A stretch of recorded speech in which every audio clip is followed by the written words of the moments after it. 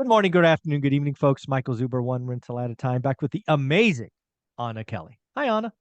Hi, Michael. So amazing to be here with you today. I like that. I like that. Well, it is Fed Day. It is Fed Day, and I don't know about you, but I think everybody's calling for 75 basis points. So we will put that on the side because I think that's a non-event. It is all about the news conference and the Q&A session after it. So as I have thought about it for the last day or so, I think Jerome Powell has four choices. What I want to do, Anna, is I want to go through the four choices, and then I want you to tell us how the market reacts, how interest rate reacts, and if you want to pepper in, that's, I hope he does it, then we'll go from there. You ready? Great, I'm ready. So number one, he comes out as Jackson Hole Powell. Short, succinct. We're going higher. We're not done. More work. Basically, he keeps 75 on the table and probably says we may have to do it again, right? This will be the fourth 75 basis point in a row. So that's unheard of. But number one is he comes out and clearly shows that they are not done. More to come. 75 is clearly the right answer for December. So that is option number one. What do you think happens? I think that's what he does. And Really? the reason I think Yes. that the reason I think that is because it's been clear with the economic reports that have been coming out over the last couple of weeks that the economy is not slowing as quickly as they hoped they could slow the economy with these rate hikes. You know, the Fed has basically said since the end of about this time last year, right, that any hikes they do are going to take 6 months or so to trickle through the system and see how they're going to make an impact. And while numbers are coming down in terms of growth and wages, et cetera, a little bit, right? They're not moving much. And so the markets are kind of all over the place, right? They're a little psychotic, I think. And they're basically hoping that he's going to come out, do 75, but say, hey guys, we're going to start slowing this thing down. Like we see that the rate increases are working. Well, the reality is the data is showing otherwise. We're still spending. There's still employment. There's additional jobs being filled. And so the economy is still running hotter than I think what the Fed expected. So I think if he gives any inkling that we're going to slow this thing down soon or that it's working, the markets will rally and go crazy. The confidence of consumers and producers will go up and inflation will continue to rise. And he cannot do that. In my opinion, he has to say, we're not done yet. And don't get too excited. There's still more pain ahead. Yeah, he's got to be. Yeah, you and I agree. I hope that's what he does, right? Because in my world, and we still have three more options to go through. In my world, it's really come down to go fast. You don't, and if you go fast, you don't have to go as high. But if he takes his foot off the gas a little bit, he's going to go higher longer. And I'm like, I don't Absolutely. want that. Right. So, all Right. right. So, number two is pretty much what you just said. He hints that, you know what, folks, we've done 475. We realize this is unheard of. We are seeing this, that, the other thing. We have work to do, but we're gonna slow down a little bit, basically telegraphing that 50 is the right answer for December.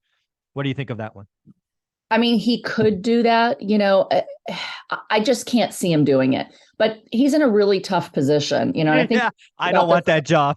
a little bit before, it's like if he's too dovish, he kind of backs off of this, like our number one priority is killing inflation. If he backs off of that at all, he'll be looked at as dovish and kind of giving way to, okay, we're going to slow this thing down. So it's bad for inflation if he does that. But on the other hand, the higher rates go, the more the bond markets freak out. And when the bond markets freak out, like we saw in the UK, right? And you start basically having all this collateral that goes down in value. There's still credit default swaps in the system, guys. There's a quadrillion dollars of derivatives, right, that are based on bonds and collateral. And so if he goes too high too fast, he could crash the bond market, which could be another financial crisis. Forget recession, it's a crisis. And so he's got this very fine line to walk between how do we keep that from happening by being so hawkish that they think we're going to kill the system versus being too dovish and keeping inflation going. And I tend to think that they're going to be more hawkish and let happen what happens in the bond market just to keep us from going into hyperinflation.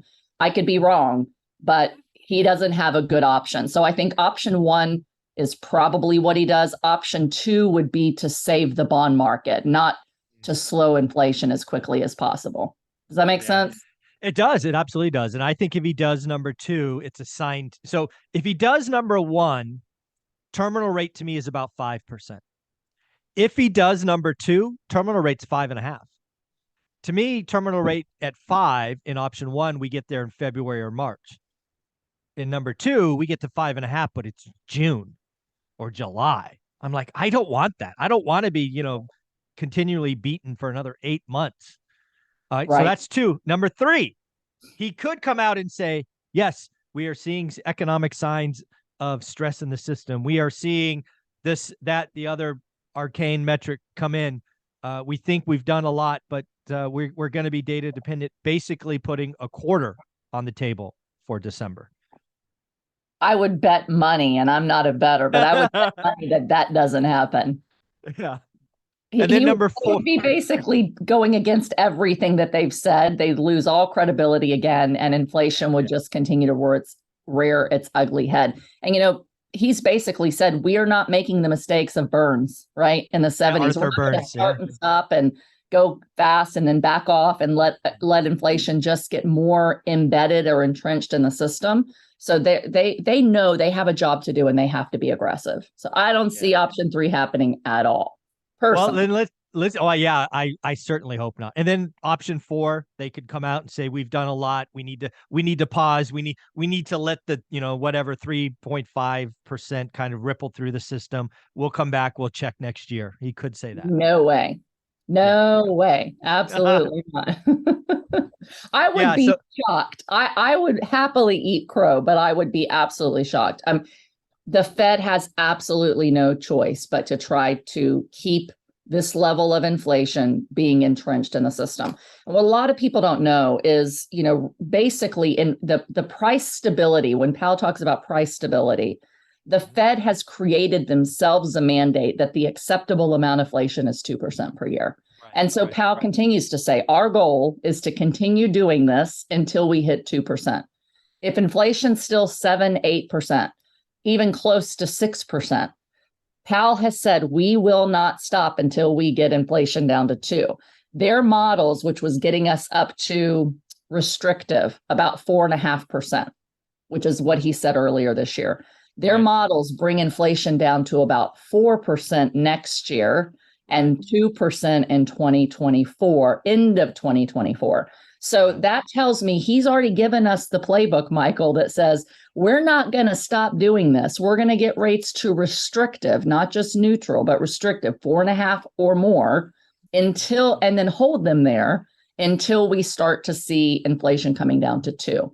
When the GDP is still going and humming and it's not hit like absolute stop, they're not going to stop what they're doing. I would bet money on it. Yeah. I agree. And we've had a couple of jobs numbers in the last 2 days. We had the JOLTS report yesterday, which was higher than expected. We added, I don't know what it was, 600,000 job openings. We had ADP this morning come out stronger and with higher wage inflation. I really hope it's number one, but I fear it's number two. I hope it's number one. Yeah, it's really tough to say. The other mandate that the Fed has is keeping unemployment low. So it's tough for them to keep unemployment low and keep inflation where they want it to be. And they're willing to let unemployment get up to about 5% before they freak out, right? So I think they have said, Powell has said, he hasn't said, we want to make you lose money on your jobs. We want to make you lose your job. We want to take down your wage. But what he's basically said is we can't have wage inflation become entrenched because once people are happily working and making more money, they're going to continue to spend more money and the wages pull costs up and keep inflation up. So he's going to continue to hammer these rate increases until he sees wage inflation coming down, no longer an issue, more and more companies laying people off and inflation coming down. And I think he's really hawkish today. I hope we get Jackson Hole 2.0. That is my hope. Anna, where can people find you? Great. You can find me on my playlist on your channel every week here on Wednesdays. You can find me on social media at Anna Kelly REI Mom and on my website at reimom.com. Awesome. Thank you so much.